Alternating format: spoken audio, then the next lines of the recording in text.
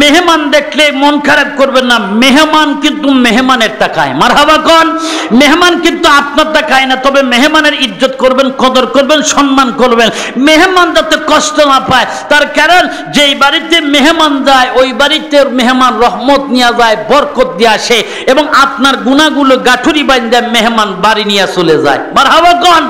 এই জন্য মেহমানদারি ইজ্জত করবেন, সম্মান করবেন।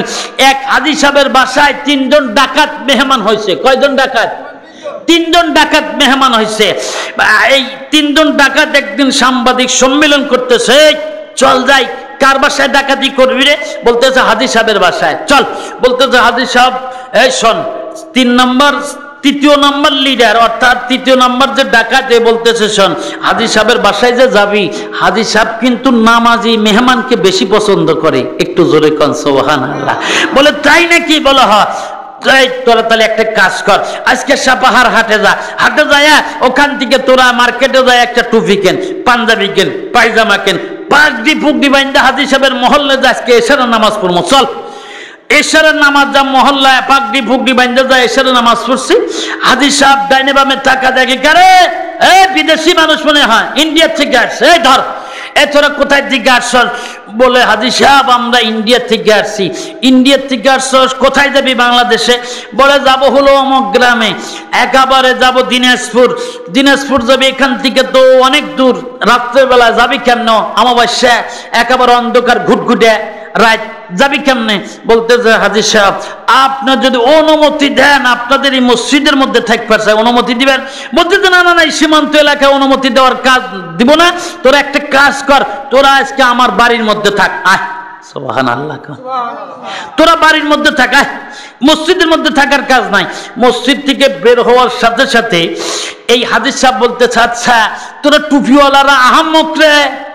আমরা কি টুপিওয়ালারা আহাম্মক? কথা কন না, তোরা বোকা। আসলে কি আমরা বোকা? আমরা কি না বুঝে কি টুপি মাথায় দিছি?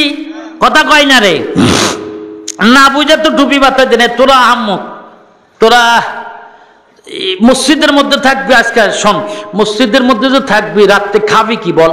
তখন বলতে যে হাজী সাহেব আল্লাহ যা খিলাই তাই খামু। একটু জোরে কোন সুবহানাল্লাহ। চোরও তাওয়াক্কুল করছে আল্লাহ, আল্লাহ যাই খিলাই তাই খামু। বলে তাই শোন, তাহলে আমার বাড়ির মধ্যে আজকে রাত্রে খাবার টাকা আয়। 3টা চোর গেটের কাছে যায়, গেটের এদিক সেদিক তাকায়, আজকে আর গেট ভেঙে চুরি করা লাগবে না। কথা কয় না, আজকে আর গেট ভেঙে চুরি করা লাগবে না। চল, ঘরের মধ্যে যেই মাত্র বসতে দিছে, এখন হাজী সাহেব যা বলতেছে, বিবি রে এই খাবার দাবার আসেনি? বলে হ্যাঁ, 3-4 জনের খাবার দাবার হবে, নিয়ে যাও।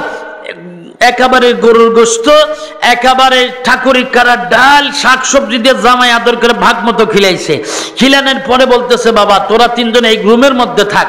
তখন যে সময় রাইখা দিছে, রাইখা দিয়া যায় হাজী সাহেব বাড়ির ভিতরে যা বলতেছে, বিবি রে 1 গ্লাস পানি দিত। বলে আবার রাত গভীর হয়ে গেছে, পানি দিয়ে কি করবেন? বলে কইস না, আমার একটা বেটা যা আছে আজ থেকে 12 বছর পূর্বের থেকে অসুস্থ, নড়বার পারে না, চড়বার পারে না। দে, কত ডাক্তার, কত এপার্সিয়াস ডাক্তার, কত কবিরাজ সব ফেল হয়ে গেছে। তবে আলেমদের মুখ থেকে শুনেছি, মাদ্রাসার হুজুররা বলছে যে নবীজি বলছে টেনহান শিকারী গুলিবিদ যাবে, কিন্তু মেহমানের দোয়া কখনো ফেরত যায় না। একটু জোরে কোন সুবহানাল্লাহ। মেহমানের দোয়া কখনো মিট যায় না। দেখ 1 গ্লাস পানি দে, 3 জন মেহমান আসছে, ঠিক আছে নিয়ে যান। 1 গ্লাস পানি নিয়ে যেই মাত্র একেবারে এই পানির মধ্যে, এই মেহমানরা এই পানির মধ্যে একটু ফু দেন তো। বলে কেন? বলতেছে আমার একটা ছেলে আজ থেকে অনেক বছর হলো, 12 বছর পূর্বের থেকে অসুস্থ, নড়বে পারে না, একটু পানির মধ্যে ফু দে।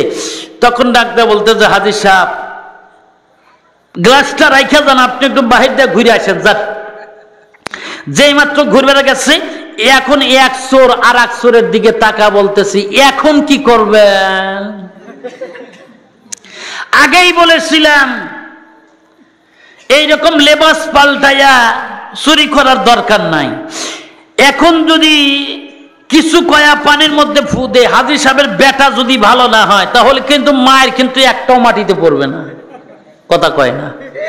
বলে তাই বলা হয়, তাহলে একটা কাজ কর, এই ছোট চোর, এই লিডার, দে পানির মধ্যে ফু দে, দে দেখো দেখুন, ছোট সোর বলতেছে আল্লাহ বিসমিল্লাহির রহমানির রহিম। দ্বিতীয় সোর বলতেছে আল্লাহ আমি তো কিছুই জানি না। তৃতীয় সোর বলতেছে আল্লাহ আমি তো আরো বড় বদমাইশ। তিনজন তিন রকমের কায়দা কৌশলে পানির মধ্যে ফু দিছে। পানির মধ্যে ফু দেওয়ার সাথে সাথে বলতেছে হাজী সাহেব পানিটা নিয়ে যান। যেই মাত্র নিয়ে পানিটা নিয়ে হাজী সাহেব এদিক থেকে বাহির থেকে দরজাটা লক দিয়ে দিছে, লক দিছে, আটকা দিছে। এখন লিডার বলতেছে ব্যাখ্যাটা মেটা যা আছে তাড়াতাড়ি বান, মার কিন্তু কথা কয় না, তাড়াতাড়ি বান। এখন দরজাটা সে হাত দিয়ে দেখে যে বাহিরে লক, কাম সারছে। তিনজন কান্নাকাটি আরম্ভ করে দিয়েছে, চিৎটা চিঠি আরম্ভ করে দিয়েছে বাঁচাও। তখন হাজী সাহেব যা ছেলেকে বলতেছে বাবা মেহমানরা পানি পড়িয়া দিছে রে, এ খা একটু খা, দুনিয়া সব ফেল। বাবা নবীর মুখ থেকে শুনেছি মেহমানদের দোয়া কখনো ফেরত যায় না। বাবা এক ডোক খা। যেই মাত্র এক ডোক খিলিয়া দিছে সাথে সাথে যেই ছেলেটা 12 বছরের মধ্যে উঠতে পারে নাই, এই চ্যাংড়াটা 12 বছর পরে একেবারে এক ঢোক পানি খাওয়ার সাথে সাথে এই চ্যাংড়াটা উঠা বসে পড়ছে। একটু জোরে কন মারহাবা। বাবা ইস আর এক ডোখা, যেই মাত্র আর এক ডোক খিলে দিছে সাথে সাথে এই ছেলেটা এবার দাঁড়ায় গেছে। মারহাবা কোন বাবা।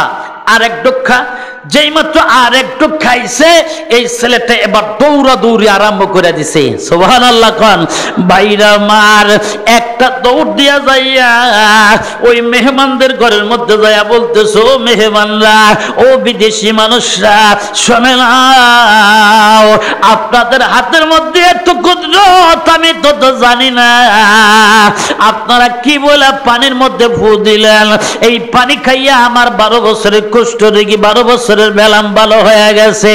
ও মেহমানরা যতদিন পর্যন্ত পারেন আমাদের ঘরের মধ্যে থাকেন, কোনোদিন 1 টাকা ঘরের বিল দেওয়া লাগবে না, কারেন্টের বিল দেওয়া লাগবে না, ঘরের বিল দেওয়া লাগবে না, পানির বিল দেওয়া লাগবে না, খাবারের বিল দেওয়া লাগবে না। যতদিন পর্যন্ত পারেন আমাদের ঘরের মধ্যে থাকেন। হাজী সাহেব দৌড়ে বাইরে এসে ডাকতে বলতেছে মেহমানরা শোনাল, আমার ছেলে যা সিদ্ধান্ত নিয়েছে তাই হবে।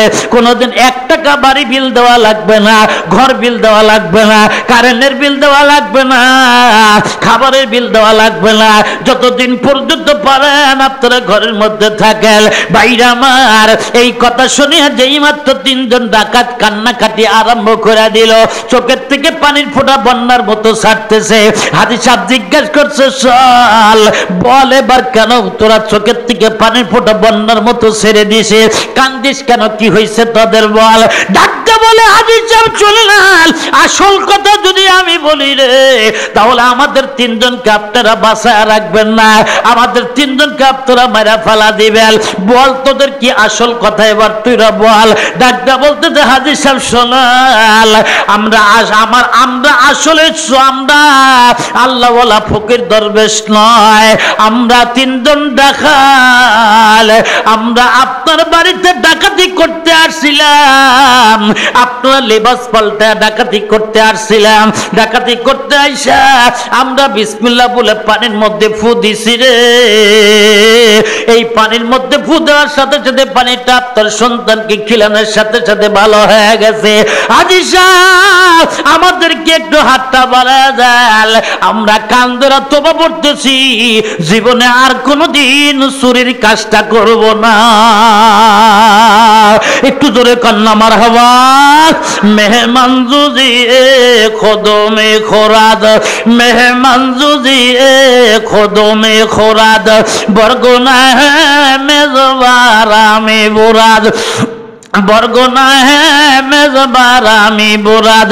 বাইরা মার এই জন্য ভ্যান চালক যদি মেহমান হয়, চোরও যদি মেহমান হয়, এদের কখনো কি পদস্খলন করবেন না, এদেরকে ঘাট ধাক্কা ধরে বের করে দিবেন না। এই মেহমানকে ইজ্জত করবেন, মেহমানকে সম্মান করবেন। মেহমান যেই বাড়িতে যায় রহমত নিয়ে যায়, বরকত দিয়ে আসে, এবং আপনার গুনাহগুলি মেহমান গাঠুরি বান্দা বাড়িতে নিয়ে চলে যায়। জোরে কর মারহাবা। ভাইরা আমার আসুন একটু সামনের দিকে চলি, মেহমান যেই মাত্র বলতেছে ও হাজির সাহেব শোনেন আমরা চলে গেলাম, এই জন্য মেহমানকে কোনোদিন কষ্ট